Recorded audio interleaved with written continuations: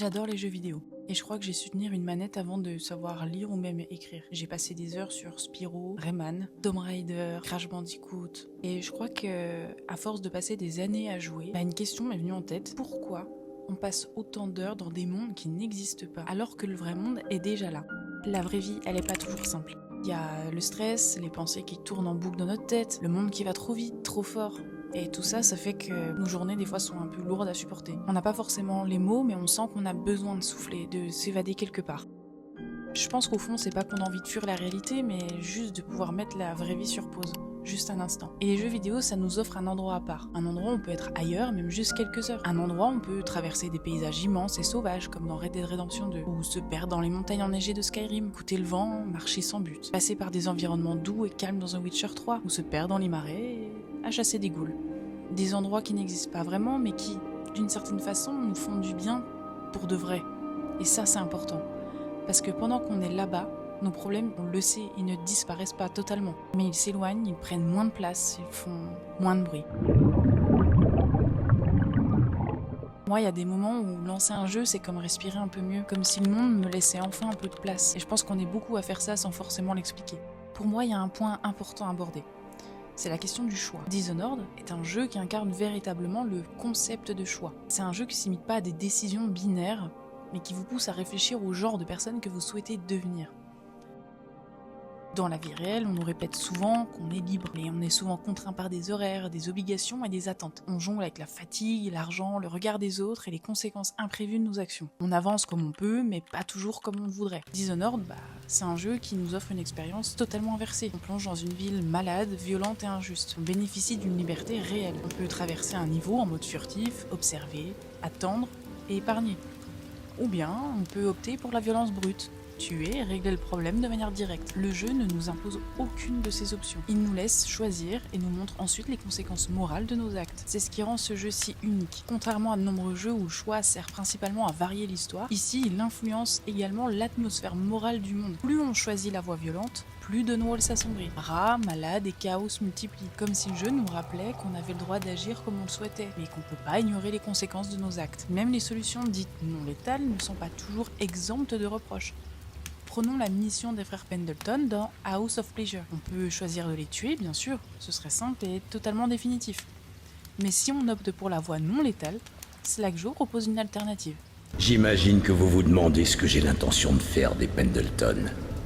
Et moi, je vais leur raser la tête, leur couper la langue et les balancer dans l'une de leurs propres mines, histoire qu'ils voient la vie sous un autre angle. Parfois, la cruauté ne fait que changer de forme.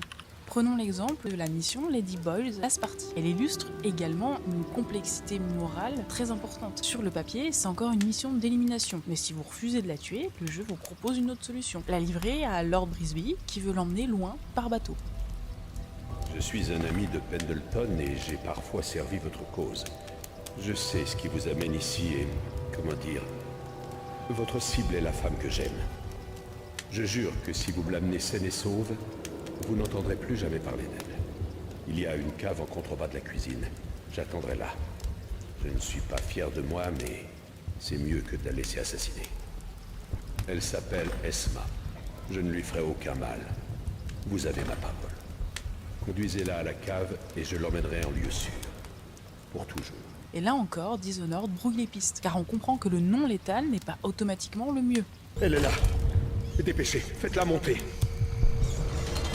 Enfin, mon amour. Un jour, vous comprendrez. Vous avez fait de moi le plus heureux des hommes. Un jour, elle apprendra à m'aimer. Elle a toute la vie devant elle, après tout.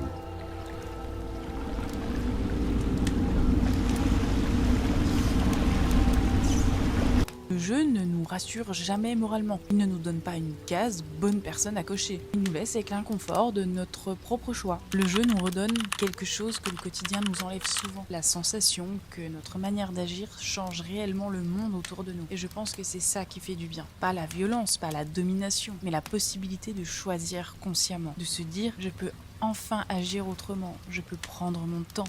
Et je peux refuser la facilité. Dans un quotidien où beaucoup de choses nous échappent, Dishonored nous rappelle que choisir, ce n'est pas tout contrôler. C'est simplement refuser d'avancer en pilote automatique. Et au fond, c'est peut-être pour ça que les jeux vidéo nous touchent autant. Parce qu'ils nous offrent même juste un moment ce que la réalité nous retire souvent. Un espace où nos décisions ont du poids. Que nous dira l'histoire? Que la fille d'une impératrice assassinée accéda au trône sur une montagne de cadavres, portée par un tueur nommé Corvo? Non. Elle dira que la jeune Emily Kaldwin prit le pouvoir à une époque chaotique et qu'elle régna de son mieux dans un monde sans merci pour les fillettes et les impératrices. Peut-être que tout ce que je viens de vous raconter, ça n'a peut-être pas de sens pour certains, ou peut-être que si. Mais je pense qu'au fond, si on passe autant de temps dans ces mondes, ce n'est pas parce qu'ils sont irréels, c'est parce que ce qu'on y ressent est bien réel.